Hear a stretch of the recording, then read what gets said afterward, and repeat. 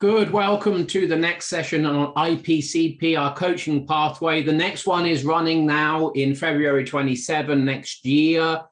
These videos to support you in understanding why you should be joining that. So this evening or last night, Jay ran a session and we ran into the coach's cognitive biases. So we're going to explore slightly that with the Headley and see how that is valuable and necessary for you to be across. Any questions that you have about the coaching pathway, when this video gets posted, put them in the comments and then Jay or I will respond directly to you. So Jay, cognitive biases from the coach perspective, what are you discovering? Not so much what I'm discovering. I've known that the coach needs to do the work to get their stuff out the way. Otherwise, that's going to get projected upon the client. What the cohort is really starting to realize is how prevalent that is without the work. It's a bit like trying to understand a book by reading the first chapter. You can't understand the whole book. You can't go deeply into it. So a lot of coaches think they know themselves. And some of these coaches have been through practitioner, master practitioner, and they've done the old meta coaching with us, coming into this program now, starting to realize, holy crap, my biases are quite large, and I can now actually see how they're getting in the way of me being an effective coach, an effective developmental coach. Okay. And so last night we explored your thinking preferences, and we explored your work preferences.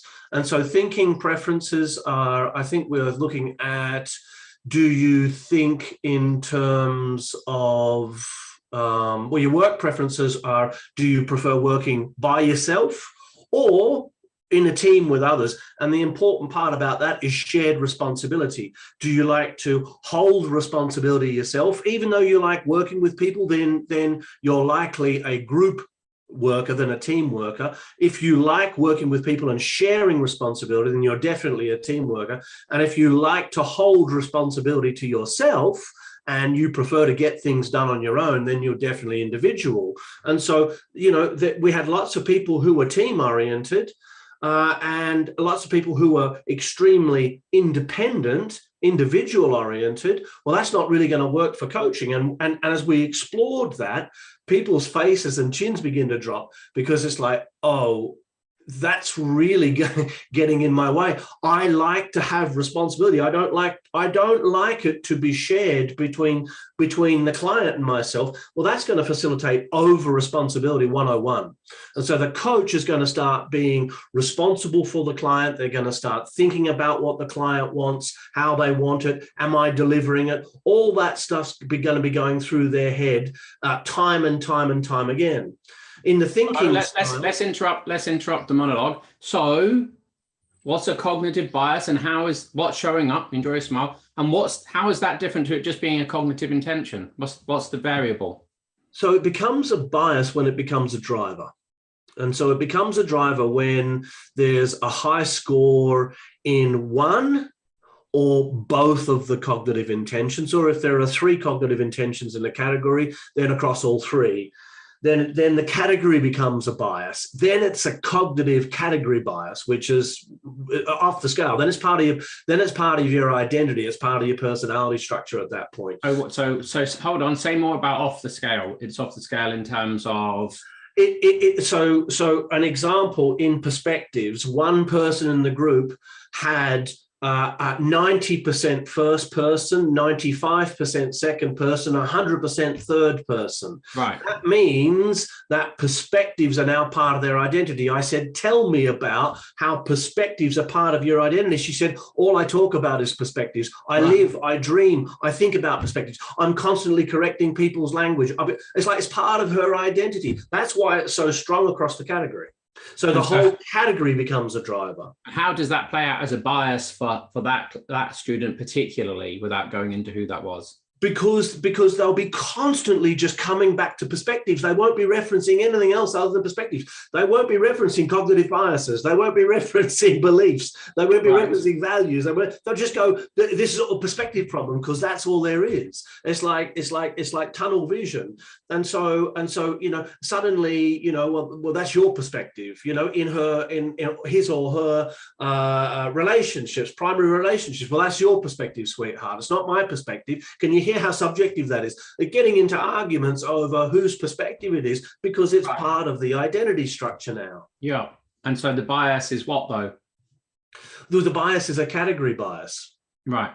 Yeah. Whereas if a person had a bias for second person perspective, and their score in second person perspective was 60%, and their score in first and third person perspective, let's say, was 25-30%, then second person perspective becomes a driver. Therefore referencing what you think other people are thinking and referencing what you think other people are feeling becomes a driver bias for you. Sure.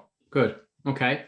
And what to do, and how is the course helping with that for the student? As we go deeply into each of the biases, the students are seeing not only how the bias runs for them, but we're having individual and collective coaching conversations where everybody's invited into the process. So I'll coach somebody to their bias by asking, what's the positive intention of the bias? How does it serve you? How does it not serve you? Really simple questions. As you sit back, do you have permission to be able to expand your thinking to include the other perspectives, to include the other views within that category? Stuff like that. But then we'll slow it down. And we'll go, what question would you ask here across the cohort? If you were this person, what's coming up for you? Who else has this bias? Right, what's coming up for you as I'm asking Bob these questions? What's coming up for you? What's coming up for you? What's coming up for you? What's coming up for you? And they're sharing, and that person who I'm coaching then's going, that's exactly what's happening for me. Oh my God, what that person said. And so we're collectively learning off, like in a group and team coaching experience, about these biases and how they play out, not only for the person who's being coached or the people who are involved, but also my partner does that. Oh my God, my partner says I do that. So awareness of these biases, unless you're aware of them, you're going to be projecting them onto your client unconsciously, which means you're outside of your awareness, and it seems as though you're being unbiased. But your thinking patterns are directing the very fabric of your thinking, and therefore the fabric of the experience of the coachee who may not share those biases. So what kind of coach can we expect to be coaching that isn't aware of these biases? What's the kind of quality? What's the likely outcome of the sessions with their clients? Well, they'll have an unconscious agenda, Joseph. So they will hold an unconscious agenda to get somewhere. Let's say they had high achievement and high influence in terms of their success strategy. Yeah. Right. So high achievement means they want an outcome. Yeah. High influence means they want control and influence. If you had that bias and you weren't aware of it, you would be controlling the coaching session toward an outcome that was yours, not theirs. Yeah. And you're not even going to know you're doing it. Yeah. And so I did it. A client once stood up at the end of a coaching session. He looked at me and he said, "Stop trying so fucking hard." Right. He left and never came back. It was the lesson for me that I was holding an agenda. It took me about 2 years to see it, but as I just held on to that, held on to it, it came to me like, that's what was going on. Here's me driving the session with my biases. That kind of thing's going to happen.